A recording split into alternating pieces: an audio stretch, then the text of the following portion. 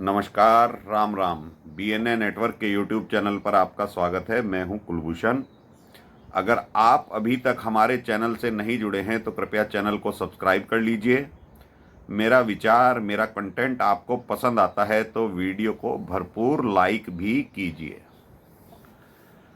Supreme court में Arvind Kejriwal high court के फैसले के खिलाफ पहुंच गए थे तो संजीव खन्ना की बेंच ने ईडी के वकील से ये कहा था कि आप 24 अप्रैल तक अपना जवाब दाखिल कर दीजिए और 29 तारीख, जो 29 अप्रैल है, उसके बाद इस केस की सुनवाई होगी। अभिषेक मनु सिंघवी नाक रगड़ते रह गए सुप्रीम कोर्ट में कि माय लॉर्ड, सुनवाई कर लीजिए, बड़ा पेचीदा मामला है। सिटिंग चीफ मिनिस्टर हैं अरविंद केजरीवाल, लोकसभा चुनाव चल रहे हैं और राजनीतिक वेंडेटा इसमें दिखाई दे रहा है कि अरविंद केजरीवाल को प्रचार से रोकने के लिए ईडी ने इनकी गिरफ्तारी की है। तो कल ईडी ने एक हलफनामा दाखिल कर दिया है, सुप्रीम कोर्ट को बता दिया है कि अरविंद केजरीवाल की गिरफ्तारी क्यों की गई और क्यों जरूरी थी। दिल्ली शराब घोटाले में संजीव खन्ना की बेंच ने ही मनीष सिसोदिया की जमानत अर्जी पर सुनवाई करते हुए जब 338 करोड़ की मनी ट्रेल को माना था और ये कहा था कि जब आपको, यानी ईडी को, पैसे कहीं से बरामद नहीं हुए तो ये पैसे गए कहां। तो आम आदमी पार्टी को इसमें पार्टी बनाने के लिए भी संजीव खन्ना की बेंच ने ही कहा था। तो अब ईडी अपना जवाब दाखिल कर चुकी है सुप्रीम कोर्ट में। अब सुप्रीम कोर्ट तय करेगा कि केजरीवाल की गिरफ्तारी वाजिब है या गैर वाजिब है। 3 दिन का टाइम मिला है केजरीवाल एंड कंपनी को, यानी कि अभिषेक मनु सिंघवी को, कि वो अपना रिजोइंडर सुप्रीम कोर्ट में दाखिल करेंगे जो ईडी ने जवाब दाखिल किया है। तो ईडी ने तो तबाही तय कर दी आम आदमी पार्टी की और शातिर केजरीवाल की, धूर्त केजरीवाल की। जो कुछ भी ईडी ने अपने हलफनामे में बताया है उसमें सबसे पहला वाक्य जो बताया गया है कि दिल्ली में जो शराब घोटाला हुआ है उसका सरगना केवल अरविंद केजरीवाल है। अरविंद केजरीवाल के कहने पर मनीष सिसोदिया ने दिल्ली एक्साइज पॉलिसी का ड्राफ्ट तैयार किया। तेलंगाना में के कविता से मुलाकातें हुई। के कविता दिल्ली आकर भी मिलती रही और शराब कारोबारियों के कहने पर उनकी मन मर्जी के मुताबिक ड्राफ्ट, यानी कि पॉलिसी, तय की गई। और इसमें सबसे मुख्य बिंदु 170 आईफोन नष्ट किए गए हैं। ईडी ने जो जानकारी सुप्रीम कोर्ट में हलफनामे में दी है, 170 आईफोन, यानी कि आप उनकी कॉस्ट जोड़ लीजिए कि एक आईफोन की कीमत क्या होती है। 170 आईफोन के अलावा 350 सिम कार्ड से अधिक इसमें प्रयोग किए गए, अलग अलग नामों से किए गए, और 170 आईफोन नष्ट कर दिए गए हैं। ये ईडी ने सुप्रीम कोर्ट में अपने हलफनामे में कहा है। तो दोस्तों, जो पार्टी ईमानदारी का चोला पहनकर भ्रष्टाचार के खिलाफ दिल्ली की सत्ता पर काबिज होती है, पंजाब की सत्ता पर काबिज होती है, एक झुंझुना दिल्ली की जनता को पकड़ा दिया जाता है जिसे जनता आज तक बजाती आ रही है, फ्री पानी, फ्री बिजली। एक ये झुंझुना ऐसा बजाने के लिए दे दिया है जनता को कि केजरीवाल को पूरी लूट का मौका मिल गया। अभी तो ये दिल्ली शराब घोटाला चल रहा है और इनके प्रवक्ता देखिए किस हद तक मोदी को तानाशाह बता देते हैं। ईडी को कह देते हैं कि भाई ये तो मोदी की लूट का तंत्र है।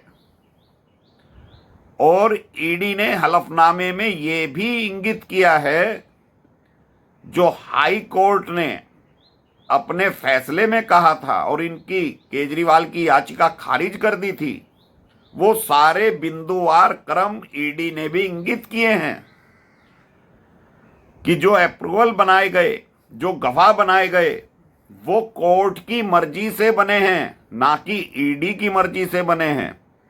जो अभिषेक मनु सिंघवी या आम आदमी पार्टी के प्रवक्ता कहते हैं कि ईडी के दबाव में आकर गवाह तैयार किए गए, तो गवाह तो कोर्ट की मर्जी से तय होते हैं। वो मजिस्ट्रेट जिसके सामने बयान दर्ज होते हैं, वो मजिस्ट्रेट पूरी तहकीकात करता है कि ये व्यक्ति गवाह बनने लायक भी है या नहीं है, सच बोल रहा है या झूठ बोल रहा है, किसी प्रेशर में तो नहीं है। तो ये सारी बातें अपने हलफनामे में ईडी ने कल सुप्रीम कोर्ट में दाखिल कर दी। आम आदमी पार्टी को करप्ट पार्टी बताते हुए ईडी ने ये राज खोले कि गोवा का चुनाव जो लड़ा गया वो दिल्ली शराब घोटाले के पैसों से लड़ा गया और जो मनी ट्रेल पकड़ी गई है, इन्होंने सारा पैसा खुर्द बुर्द कर दिया है। कुछ पैसा आईफोन खरीदने में लगा दिया गया है, कुछ पैसा कार्यकर्ताओं को बांटने में लगा दिया गया है और गोवा में जितना भी चुनाव प्रचार हुआ, जो कार्यकर्ता खरीदे गए थे, वो पैसा उनमें डिस्ट्रीब्यूट किया गया है। जो गोवा में आम आदमी पार्टी के प्रत्याशी थे, 3 प्रत्याशियों के नाम भी ईडी ने दस्तावेज में दिए हैं कि उनको चुनाव लड़ने के लिए बकायदा कैश में पैसे दिए गए। यानी कि आम आदमी पार्टी ने जो गोवा में चुनाव लड़ा है, जितने भी कैंडिडेट उतारे गए हैं, उनको नकद भुगतान किया गया। ये सारी बातें जब ईडी ने अपने दस्तावेज में लिख दी हैं, तो सीधा सीधा आरोप आम आदमी पार्टी पर भी लगता है कि भ्रष्टाचार के पैसे से आम आदमी पार्टी चल रही थी। और इसके बारे में तो मैं कई बार बता चुका हूं कि आम आदमी पार्टी ने, अरविंद केजरीवाल ने, इसके गैंग ने कई प्रॉपर्टी भी खरीदी हैं, वो भ्रष्टाचार के पैसों से खरीदी हैं। अरविंद केजरीवाल के फोन के बारे में ईडी कह रही है दस्तावेज में, हलफनामे में, कि अरविंद केजरीवाल अपने फोन का पासवर्ड नहीं बता रहे हैं, लिहाजा वो पासवर्ड भी खुलवाया जाए। और ये भी आग्रह किया गया है कि अभिषेक मनु सिंघवी या केजरीवाल अपने फोन का पासवर्ड बताएं, जिससे कि ईडी आगे की जांच कर सके। तो सीधा सीधा शक जो कई लोग लगा रहे हैं, कई बुद्धिजीवी लगा रहे हैं कि राघव चड्ढा जो यूके में हैं, वो क्रिप्टो करेंसी या बिटकॉइन के मसले में तो इतने दिन तक वहां नहीं रुका हुआ, क्योंकि राघव चड्ढा मार्च के प्रथम सप्ताह में ही यूके चला गया था आंख की सर्जरी कराने। क्योंकि दिल्ली की जो स्वास्थ्य सेवाएं हैं वो तो वर्ल्ड क्लास हैं। बकौल अरविंद केजरीवाल, बकौल आम आदमी पार्टी के प्रवक्ता, इतनी वर्ल्ड क्लास स्वास्थ्य सेवाएं दिल्ली में थी, तो राघव चड्ढा यूके में आंख का ऑपरेशन कराने क्यों गए? अरविंद केजरीवाल को भी जेल में प्राइवेट डॉक्टर की जरूरत क्यों पड़ती है? तिहाड़ जेल के डॉक्टर भी तो अरविंद केजरीवाल के शासन में ही आते हैं। अरविंद केजरीवाल की सरकार के अंतर्गत ही तो दिल्ली की तिहाड़ जेल आती है। वहां पर जो डॉक्टरों की नियुक्ति होती है तो वर्ल्ड क्लास डॉक्टरों की नियुक्ति तो अरविंद केजरीवाल ही करते हैं। तो दोस्तों, पूरी की पूरी आम आदमी पार्टी भ्रष्टाचार के पैसों से अब तक चल रही थी। दुविधा ये आ गई कि ये जो लोकसभा के 21 सीटों पर आम आदमी पार्टी चुनाव लड़ रही है, जो पैसा अब वितरित किया जाना था या इकट्ठा किया जाना था, उसमें रुकावट पैदा हो गई। दर्द ये है कि सरगना तो जेल में बंद है। अब पैसों का लेन देन कैसे होगा, किस प्रत्याशी को कितने पैसे दिए जाएंगे, प्रचार कैसे होगा? लेकिन इनके प्रवक्ता तो इंसुलिन का बहाना बना देते हैं, शुगर लेवल अप डाउन हो रही है इसका बहाना बना देते हैं। एक व्यक्ति जो बीमार है, अगर हमारे घर में भी कोई व्यक्ति बीमार हो तो क्या वो इतना ताना बाना बुन सकता है कि भ्रष्टाचार कैसे करना है? तो अरविंद केजरीवाल अगर पीड़ित व्यक्ति है शुगर से, तो इतना भ्रष्टाचार भाई ये कैसे कर रहा था? भ्रष्टाचार करने के लिए तो दिमाग लगाना पड़ता है, और दिमाग लगाने की वजह से शुगर का फ्लक्चुएशन होना बहुत जरूरी है, वो हो जाती है। तो शुगर का फ्लक्चुएशन जो जेल के अंदर हो रहा है, वो खाना खाने से अधिक सोचने से ज्यादा हो रहा है। कि अरविंद केजरीवाल सारा दिन तो अब यही सोचते होंगे कि भाई वो पैसा जो इन्होंने छुपा कर रख रखा है उसको बाहर कैसे निकालें, और इनके राजदार कोई नहीं है। अब मालूम नहीं कि सुनीता केजरीवाल को भी वो पैसा पता है कि नहीं पता है। राघव चड्ढा को तो निकाल दिया यूके के लिए, भाई जो फोन में है माल उसको तो व्हाइट मनी कराओ। तो दोस्तों, तबाही तय कर दी है ईडी ने। ये तो मोदी का नाम ले रहे हैं। मोदी तानाशाह है, जेल में मिलने नहीं दे रहा। जेल मैनुअल अरविंद केजरीवाल की सरकार ने बनाया था, मोदी ने नहीं बनाया था, एलजी ने नहीं बनाया था।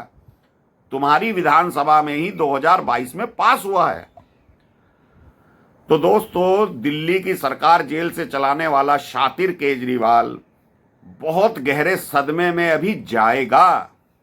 ये भी तय है आने वाले दिनों में ये हॉस्पिटलाइज्ड भी होगा, क्योंकि जितनी गहरी चोट अब ईडी करने जा रही है, जब दलीलें पेश होंगी, सबूत पेश होंगे, तो अभिषेक मनु सिंघवी और कपिल सिब्बल जैसे वकीलों का भी दिमाग चकरा जाएगा। जो एविडेंस ईडी दिखाएगी सुप्रीम कोर्ट को, विदेशों से भी एविडेंस मंगाए गए हैं। ये सारे सबूत कोर्ट के सामने सुप्रीम कोर्ट में जब सुनवाई होगी, जब पेश किए जाएंगे। तो दोस्तों, तबाही निश्चित कर दी है ईडी ने अपने हलफनामे में। अब देखना सुप्रीम कोर्ट को है, उन्हीं जस्टिस को देखना है, संजीव खन्ना को, जिन्होंने 338 करोड़ की मनी ट्रेल पकड़ी थी। तो अब ये भी नहीं कह सकते कि घोटाला नहीं हुआ। तो दोस्तों, अभी के लिए इतना ही। मेरा कंटेंट, मेरा विचार आपको कैसा लगा, प्लीज़ कमेंट बॉक्स में लिखिए, भरपूर लाइक कीजिए, और चैनल से नहीं जुड़े हैं तो चैनल को सब्सक्राइब कर लीजिए। धन्यवाद, नमस्कार, भारत माता की जय।